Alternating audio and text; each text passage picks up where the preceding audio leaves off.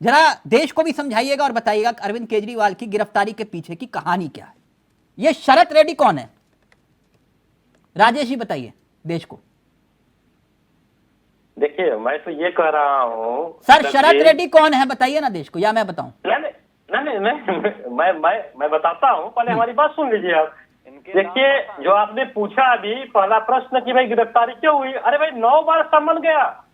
राजेश जी, शरत रेड्डी कौन है आप बताएंगे या मैं बताऊं देश को? नहीं, मैं दूसरी बात बता रहा हूँ। नहीं इसमें बताइए कि देखिए ये बाहर बयानबाजी करते हैं लेकिन अदालत में जाकर आप नहीं बताएंगे, मैं बताता हूँ। रुकिए सर, रुकिए, भ्रष्टाचार आपने नहीं किया है, रुकिए सर, रुकिए ना सर, जरा पूरी बात तो आई जाए। आप हमको पूरा बोले नहीं दे रहे हैं। सर मैं आपसे पूछ तो रहा हूँ, शरत रेड्डी बता दीजिए ना देश को कौन है। मैंने पूछा था शरत रेड्डी कौन है, आपने नहीं बताया, मैं बता देता हूँ। ये वही है ना जो गवाह बन गए और उन्हीं के गवाह के आधार पर अरविंद केजरीवाल की गिरफ्तारी हुई। अरे वही है ना कोई तो भाई ये तो एक सिस्टम है ना कि भाई सिस्टम है। आपने बिल्कुल सही कहा। अब आते सिस्टम पर ही। कुछ आंकड़े मैं आपके सामने रख रहा हूं जो आरोप लग रहे हैं। 11 नवंबर 2022 को ईडी ने इन्हीं शरत रेड्डी को गिरफ्तार किया। 15 नवंबर 2022 को 5 करोड़ के इलेक्ट्रल बॉन्ड इन्हीं जनाब ने खरीदे। 21 नवंबर 2022 को बॉन्ड को बीजेपी ने बुलाया, यह विपक्ष का आरोप है। जून 2023 में सरकारी गवाह ये बन जाते हैं। इसके बाद नवंबर 2023 में फिर 25 करोड़ का चुनावी चंदा दिया जाता है और बीजेपी को कुल मिलाकर 34.5 करोड़ का चंदा इन्हीं जनाब ने दिया। अब देखिए तिलक जी, सबसे पहली बात यह है कि 2014 के पहले तो लोगों को कैश में चंदा मिलता था जिसका कोई लेखा जोखा कोई हिसाब ही नहीं रहता था। सर सवाल तो कम से कम मैंने तो सवाल ही नहीं पूछा सर। हाँ, शरत रेड्डी जिनको आपने सवाल नहीं, मैंने तो सिर्फ तथ्यों की बात की थी। शरत रेड्डी जिनको 11 नवंबर 2022 को ईडी ने गिरफ्तार किया और 11 तारीख को और गिरफ्तार किया और 15 तारीख को वो 5 करोड़ के बॉन्ड खरीद लेते हैं। अरे ये बताइए तिलक जी, कुल मिलाकर 52 करोड़ का चुनावी चंदा और 34.5 करोड़ का चंदा आपको हो गया। ये और है प्रश्न, हो गया, जवाब दूंगा मैं तिलक जी, जवाब दूं मैं? हाँ सर, आप ही के जवाब का इंतजार कर रहा हूं सर। 4 दिन के अंदर बॉन्ड नहीं मैं देखिए, और वही जो है गवाह बन गए।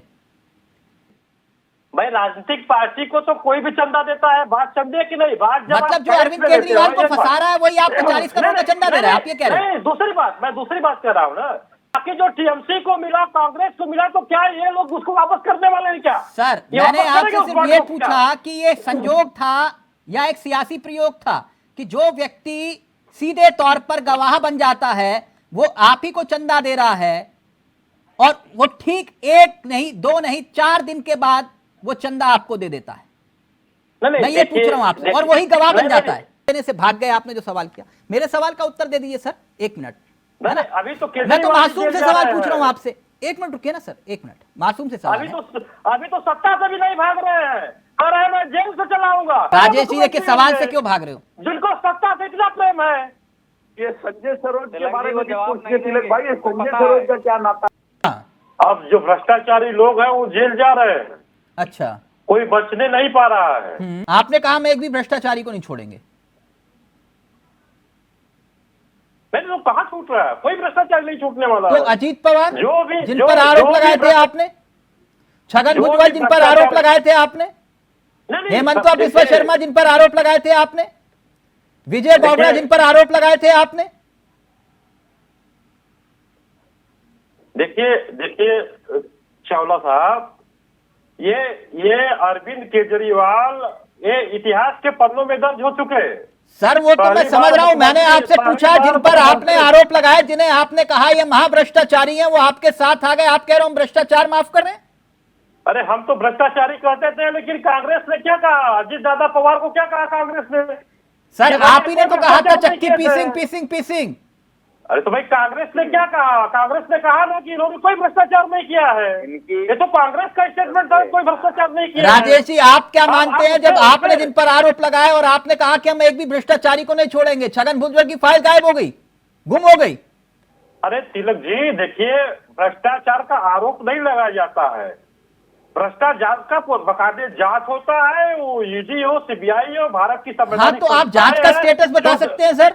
नहीं, जांच कोई भारतीय जनता पार्टी के कार्यालय में थोड़ी होता है। अच्छा, जांच तो हमारे- आप जांच एक तो तरफ कह रहे हो हमारे कि ये भ्रष्टाचारी हैं, और जिनको आपने भ्रष्टाचारी का और अपनी पार्टी में शामिल कर लिया, और आप कह रहे हो कि उनका स्टेटस हम नहीं बता सकते, और ये फिर कौन सी नहीं, लड़ाई नहीं, भ्रष्टाचार के खिलाफ? अरे तिलक जी, हम ये नहीं कर रहे हैं। हमने कहा कि भ्रष्टाचार की जांच कोई हमारे कार्यालय में थोड़ी होता है। हाँ। वो तो भारत के जो संवैधानिक संस्थाएं हैं उसको हमने थोड़ी बनाया है। ओके। जब से भारतीय जनता पार्टी की सरकार तब से थोड़ी बनी है। ओके। अरे वो तो पहले से है। सर एक मिनट रुकिए, एक मिनट छोड़ दीजिए, वो अजीत पवार, छगन भुजबल, इनके नाम अब मत नहीं लेंगे, ठीक है? आप नाराज मत होइएगा, उनका नाम नहीं लूंगा मैं।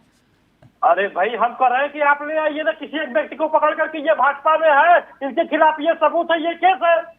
हाँ, ले मैं जाइए वही कह रहा उसको था। कोर्ट में। चलिए ठीक है राजेश जी, उसको- मैं उसको आप कोर्ट में ले बिल्कुल जाइए। आपके साथ हूं, मैं आपके साथ कितने हूं। मुकदमे 3 थे? नाम, 1 मिनट रुकिए ना, 3 नाम बताइए सर जिस पे जांच चल रही हो, आपके नेता। राजेश जी बताइए। ये फिर जवाब नहीं देंगे। अरे मैं देखिए, मैं तिलक जी कह रहा हूँ ना कि कोर्ट भी तो है। कोर्ट नहीं, से मैं भी तो आपकी आप बात जा से सकते हैं। सहमत हूं। आप 2 नाम, चलिए 2 नहीं, नाम बता दीजिए, शर्मा जी शांत हो जाएंगे। 2 नाम बता नहीं नहीं, मेरा कहने का मतलब ये है तिलक जी कि अगर आपको लगता है कि भारतीय जनता पार्टी की सरकार में या भारतीय नहीं जनता नहीं, पार्टी, ये चलिए एक नाम बता दीजिए शर्मा जी, आप शांत हो जाइएगा। आप शर्मा जी एक नाम बता रहे हो, रमन जी एक नाम। कोई व्यक्ति भ्रष्टाचारी है, आप सबूत लेके कोर्ट में राजेश जाइए जी एक नाम तो बता दीजिए और वहां से आदेश करवा के लाइए। सर। जैसे एक ईडी ने, ईडी आप कोर्ट गए थे ना, डबल बेंच ठीक, हाई कोर्ट के नहीं डबल बताओगे बेंच आप, के एक नाम भी नहीं है।